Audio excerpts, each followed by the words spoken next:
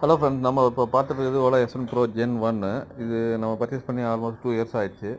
இது பார்த்தீங்கன்னா கால் வச்சா உள்ளே போகுது அப்படின்ட்டு நம்ம வந்து அந்த ரப்பரை கட்டிட்டு பார்த்தா உள்ளே அங்கங்கே உடஞ்சி போயிட்டு கால் வச்சோம்னா ஸ்ப்ரிங் மாதிரி உள்ளே போகுது. என்ன இது மாதிரி புதுசாக இருக்குது அப்படின்ட்டு ஓப்பன் பண்ணி பார்த்தா முன்னாடி கிராக் விட்டு போனது இப்போ நல்லா உடஞ்சி போச்சு.